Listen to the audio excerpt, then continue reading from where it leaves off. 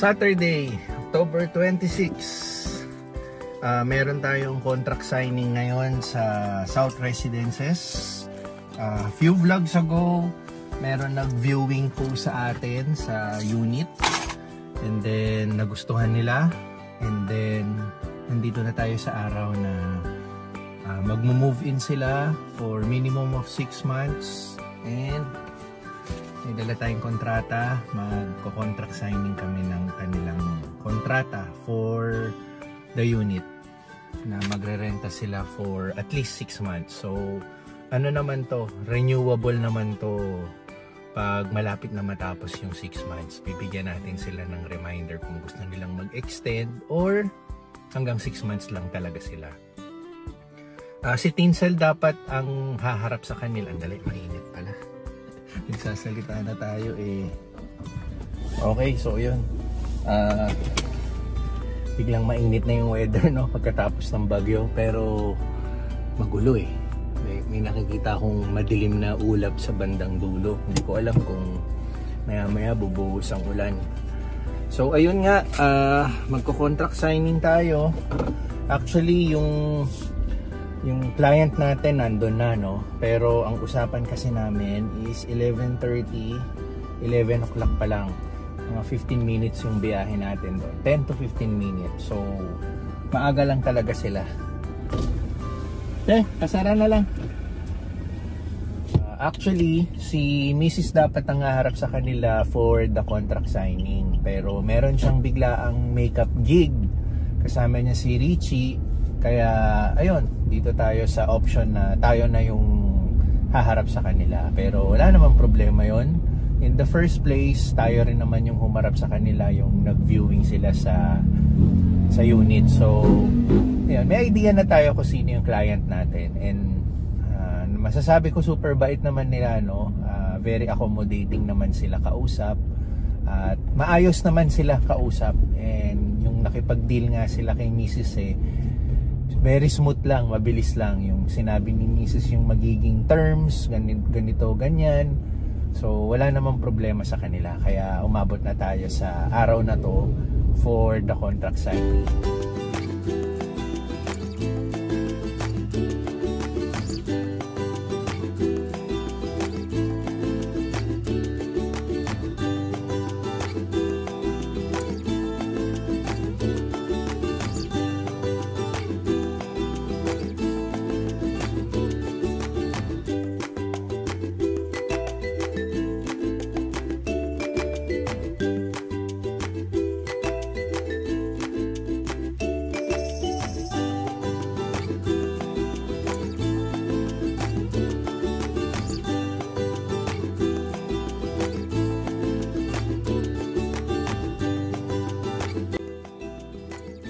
Long time hindi kita nakikita. Ang naisip ko nga, baka na-destino ka na sa iba eh. Malapit na, sir. Malapit na? Sige.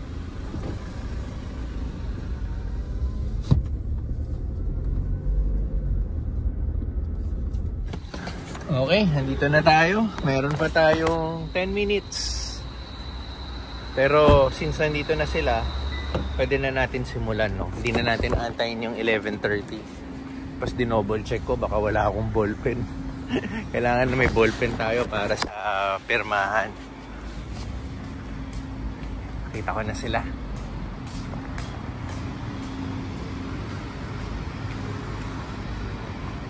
Hey, good morning. Hello. So early, Sama? Yeah. Still 7 minutes before 11:30. We're both early. It's okay. I'll talk to the... Kaya, sila yung magre-rent ng unit. Yan. Tinanggal natin yung bedsheet dahil bibili daw sila ng sa kanila, para sa kanila.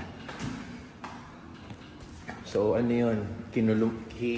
Nirap ko lang. Bedsheet yun, pillowcase, tuwalya. Kasi sabi nila, pupunta silang SM, bibili sila ng kanilang mga gamit, sarili nila. So ito kasi, di ba, though nilalaban naman natin, ginagamit din naman to ng mga iba pang nagre-rent at saka nag-Airbnb. So siguro for their own ano lang din, gusto nila meron silang sarili. And yung client nating babae, Buddhist din. So, mas lalo natin naiintindihan. Mas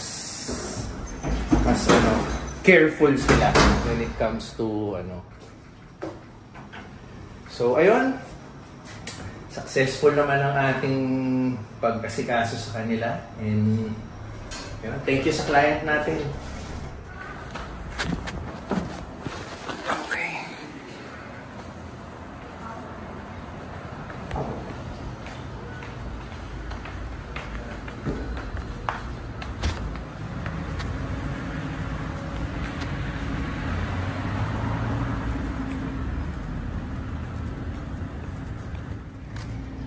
Of course, hindi mawawala ang ating pag-workout.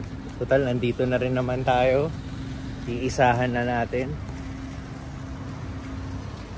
Tuwing Sabado or Linggo, merong bentahan ng gulay dito. In fairness, mura naman yung mga binibenta rito. No? Na-try ko nang bumili.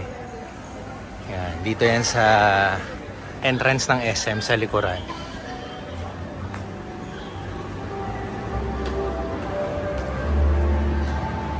So ayan ulit, nakuha na natin to nung last vlog natin. Mas maraming tao ngayon dahil Sabado.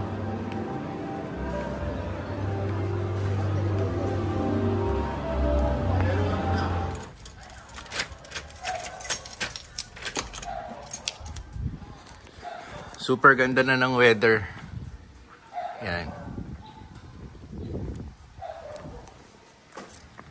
Sunday pala ngayon. October 27. Kaninang umaga, nakapag-deliver na tayo ng ating Ready Hit Go. Tapos, pag-uwi, natulog ulit ako. So, ngayon kakagising ko lang. Alas 2 na ng hapon. Ang gagawin natin ngayon, papa-car wash tayo dahil yung paggising ko, pagsilip ko sa labas, ang ganda ng weather. So, naisip kong magpa-car wash na. Kasi ito pa yung yung nakaraang bagyong Christine. Sobrang putik na ng kotse. And yun, kailangan ng mapa-car wash. So, since Sunday ngayon, nag-Ready Hit Go delivery tayo kanina. Si ate, yung kanyang usual, si ate Teta, nag-day off. Si Richie, ayaw mag-day off neto nandito lang sa bahay. Natutulog yata ngayon. Kasama natin sa Ready Hit Go kanina. So malapit-lapit na rin pala tong baterya ng kotse to. Yun. Mahina-hina na yung battery ng kotse. Kasi since binili to, since nakuha namin to sa casa, sa dealership, that was 2.5 years ago. Hindi pa kami nagpapalit ng battery nito. So, yung battery na nakalagay dito sa kotse, stuck pa. So, ramdaman ko na malapit na siyang magretiro. So, kailangan na nating ipapalit na rin, no? Bumili na tayo ng bago. So, yun. Mamaya pala, meron kaming dinner with family. Birthday po nung asawa ni Bayaw, si Julian. Happy birthday. Kikita-kita kami mamaya. Pero sara lang natin yung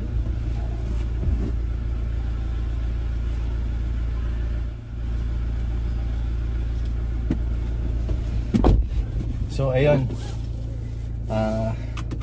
meron kaming dinner mamaya with family side ni Tinsel. Doon kami sa Alabang West Parade. Yun naman ang usual go-to place namin pag mag-celebrate ng birthdays or achievements. Yan. So bago yun, marami pa naman tayong oras. Ito nga, nagbihis na tayo para mamaya tuloy-tuloy na tayo. Pero may oras pa tayo. Magpapa-car wash muna tayo. Tsaka nga pala, na kanina hindi ko na-realize na sem break na rin pala ni Pixar sa school. Biruin mo, last week panay-cancel ng mga klase dahil sa bagyong Christine. And then, nakaschedule talaga yung semestral break nila itong darating na week. So, nagdikit-dikit, humaba bigla yung bakasyon ni na Pixar. So, I'm sure, pagbalik nila sa klase ng November, ang dami nilang hahabulin dahil feeling ko late na sila sa kanilang mga lessons, no? Gawa ng yun nga, may bagyo, 'di ba? And now nagpaalam siya na pwede daw ba mag-extend kasi for the past 2 days dun siya nakastay sa lolo't lola niya. Nagpaalam siya sa akin kanina, nagsabi siya sa akin kanina na kung pwedeng magstay daw muna siya doon for how many days pa. Pero wala namang problema yon. Kaya mag-isa lang tayo sa bahay kanina eh. Ayun. So ayun, hanap muna akong pwedeng mapa-car wash para mailinis na tong kotse. Yan, dami nagpapa-car wash. Nakapila pa tayo, pangalawa daw tayo bago tayo servicean. So dito tayo nagpapa-car wash. So Guzi, ang ating go-to car wash. Maganda kasi dito. May kamahalan lang. Hindi ko alam kung may kamahalan, no, pero mas angat kasi yung presyo niya compare sa mga ibang car wash. Pero super mabusisi kasi sila maglinis. Yung labas, yung loob, talagang lilinisin nila, no. Para kang nagpaano na eh, parang mini detailing yung style, yung pakiramdam. So kaya dito, dami nagpapa-car wash ngayon, punong-puno. Kaya maganda na kasi yung weather, 'di ba? So dito, ang first step dito ka sa side na to para hugasan nila yung kotse mo. And then lilipat mo rito, dito na ngayon nila patutuyuin at lilinisin yung interior naman. Yan. So tiyaga na lang tayo, pangalawa naman tayo sa pila. Mabilis naman yung transition ng tsaka marami silang mga car wash boy na nag-aasikaso. Lalong-lalo na ngayon, no, maganda yung weather, talagang full force sila. Kasi sa mga car wash, chance na rin nila to eh, pag maganda yung weather, talagang sisiguraduhin nila marami silang tao. Dahil last week, di ba, halos 1 week may bagyo. Tayo na! Ayun, tayo na daw pala. Bilis nga lang. Siguro wala pa akong 5 minutes na tumigil dito. Sige, park muna natin. Yan, super ganda talaga ng weather, oh. So nakasalang na tayo doon. Antayin na lang hugasan and then ililipat natin dito sa kabila.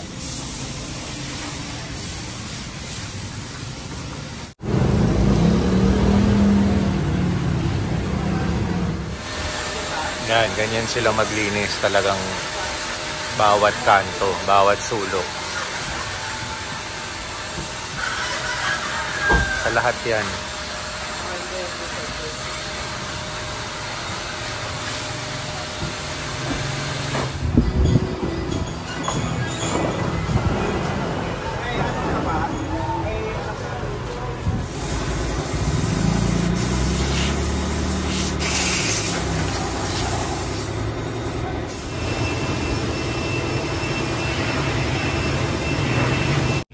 Gaano karami pila. May dalawang kotse pa doon, nakapila yan. So ito, tapos na hugasan, ililipat na dito. So, yung sa atin patapos na. Ito naman ultimo sa loob ng engine, no, pinupunasan nila yung gilid-gilid para talagang malinis. So araw ng car wash ngayon sa lahat ng kotse. Ayos na daw, super linis, oh, di ba? Parang brand new eh, no? Dahil dito sa likod, oh. Lahat yan, bawat kanto. So 400 pesos. Usually sa ibang mga car wash, I think 250 or 300 pesos yung mga ganitong klaseng kotse. Pero dito 400. Pero sulit na, gawa ng, di ba? Wala okay na yung extra na binabayad mo compare sa ibang car wash kung ganito naman yung klase ng linis. Kaya super sulit talaga. Ayan, no? Non-stop yung pagpasok ng mga kotse para magpa-car wash. Ayan. Tapos tayo alis na, tapos may susunod ulit. Ayan, no? Nagta-traffic na dito dahil daming nakapila.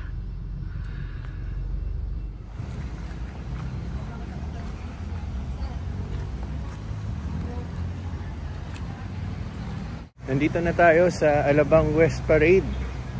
Dito ko na lang sila i-meet. Pero sabi kasi nila mauna na tayo. Gawa na kailangan natin magpa-reserve. Good for 12 people. So, hindi lang pala kami-kami, no? May madadagdagan pa kami. Hindi ko lang alam kung ilan kami. So, ito. Marami na rin mga Christmas decor sa likod natin, no? So, sa ano nga pala kami? Ipon Yari. Doon din ako nag-celebrate. Doon kami kumain nung birthday ko. Kasama ko si mother ko at kapatid ko at si Teens. So, doon ulit kami kakain ngayon, which is ayos na ayos. So, kailangan muna natin magpa-reserve.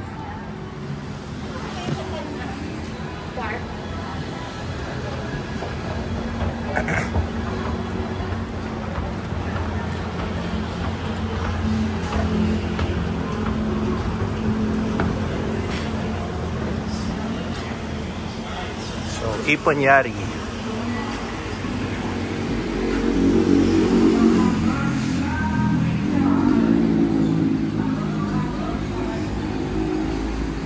Eto. Pa-reserve muna tayo. Walang.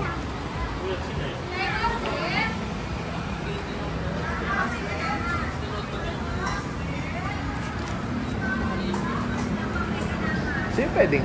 Yes, sir. Ayan. Miss, magpapa-reserve for 6 o'clock, 12 people. Bali sir, waiting po tayo sir. Okay lang. Kasi if ever sir 6 po wala pa po kayo sir, then may mga waiting na po tayo. Sure, no problem. Baka nga mas maaga pa sa 6. Papunta na daw kasi sila. Pero para sure lang, make it 6 o'clock. 12 people. 12 people. Name sir?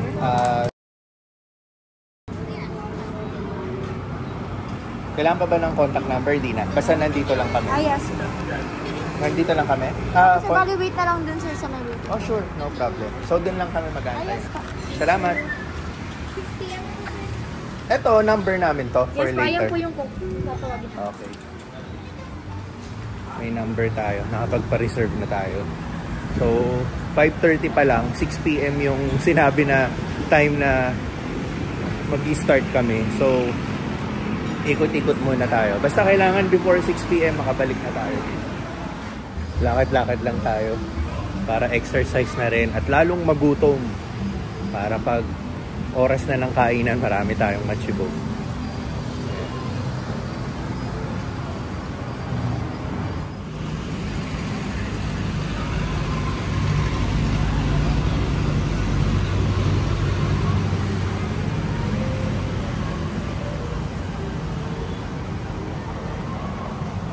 Bali, doon yung landers, oh.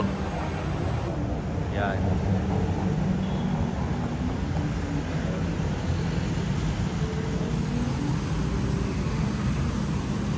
Ito, dampa. Tapos ito yung lagi natin dinadaanan. Daang Hari. Suking-suki tayo sa kalyeng yan.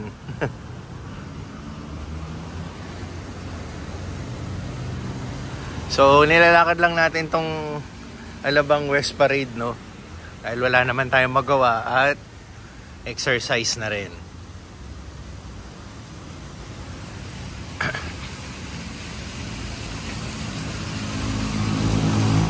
Ganda dito, may mga isda.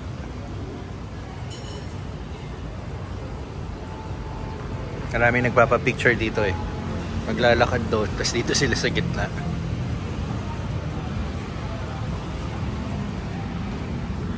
So, nakakarami na tayo steps, ready na tayo lumamon. So, marami na kami.